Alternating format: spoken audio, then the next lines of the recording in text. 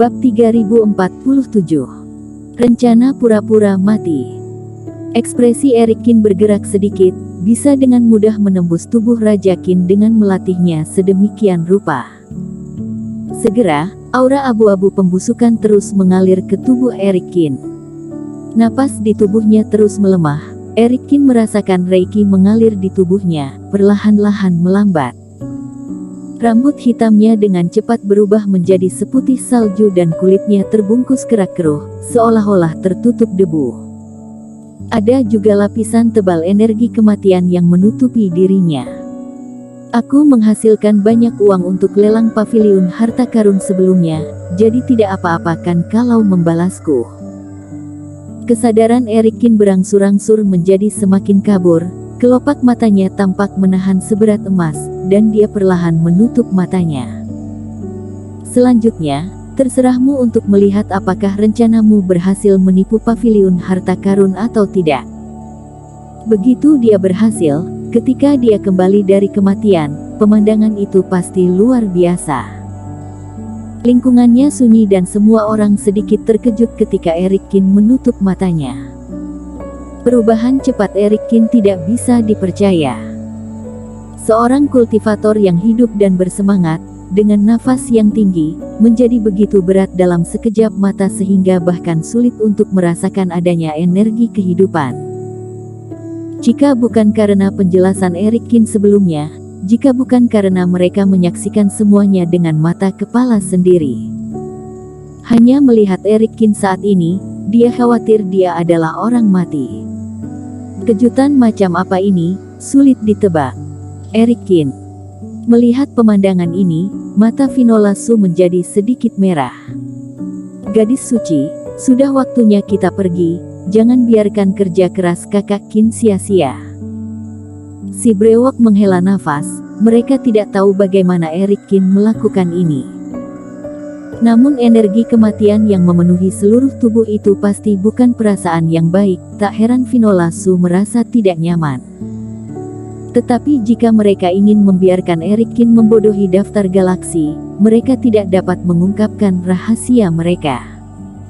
Aku mengerti, ayo pergi.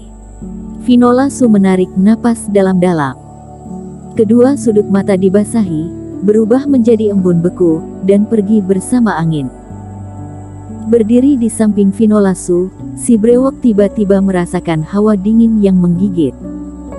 Pada saat ini, temperamen Finola Su tampaknya telah mengalami beberapa perubahan. Gadis suci, kamu.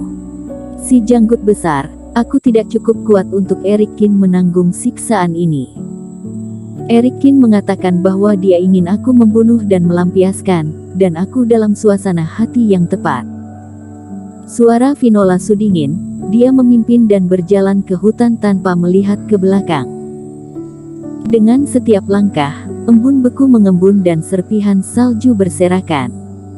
Di belakang, si brewok dan sekte pemurnian tubuh semua menggigil. Mereka memiliki perasaan samar bahwa mereka yang mengejar dan membunuh Erik Kin takut mereka akan jatuh. Di dalam paviliun harta karun, tempat dengan keamanan yang sangat tinggi.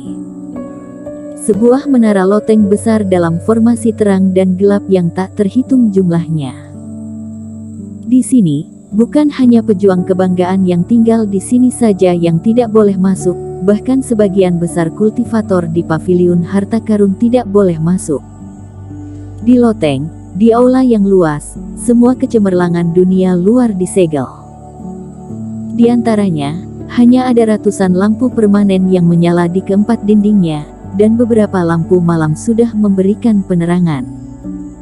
Lebih dari selusin kultivator sibuk di aula, semuanya terburu-buru, tanpa percakapan apapun. Karya mereka, atau tarikan nafas terbang dari segala arah, ditempatkan dalam formasi tertentu.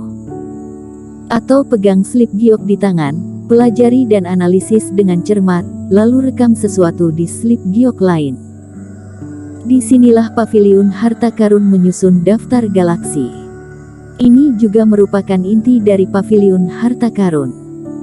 Di sini, berbagai informasi tentang hampir 500 kultivator di dalam dan di luar daftar galaksi dicatat. Paviliun Harta Karun ingin memastikan bahwa ranking dan berita yang dia berikan hampir benar. Ini adalah proyek besar, bahkan dengan dukungan dari Paviliun Shanghai, masih membutuhkan banyak kultivator, formasi, dan harta untuk memainkan peran pada saat yang sama. Di antara kerumunan, hanya Zumalong yang sedikit lebih santai, tetapi ekspresinya sama seriusnya. Sebagai komandan di sini, dia duduk bersila, memimpin situasi keseluruhan di sini, bertanggung jawab untuk menilai dan menganalisis beberapa situasi yang tidak terduga. Sepertinya tidak ada perubahan di aula yang sunyi. Tapi tiba-tiba, di satu sisi dinding lampu baris kelima padam tanpa angin.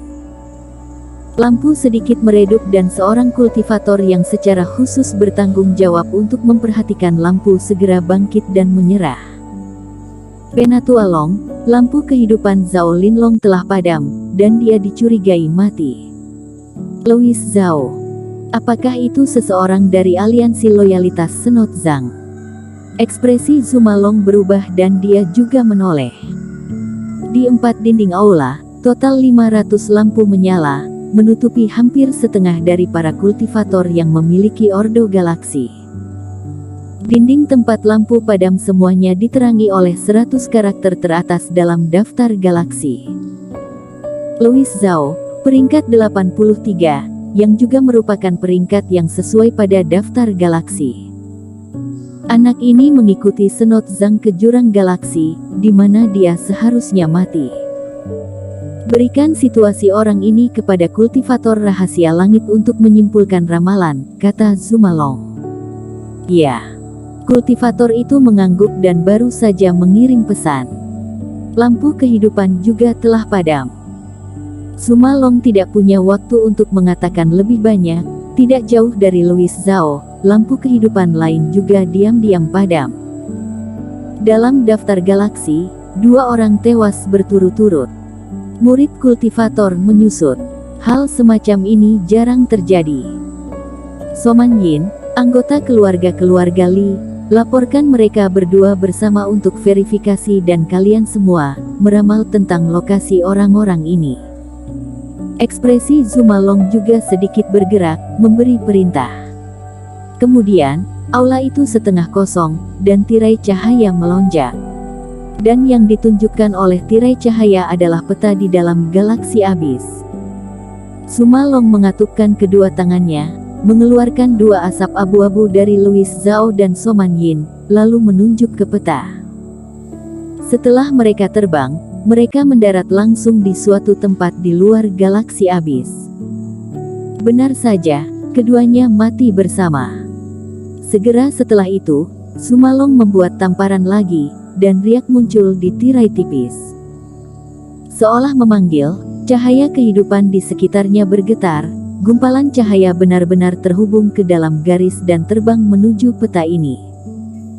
Sepanjang 2 garis abu, lampu api menyala, dan ada sebanyak 40 garis.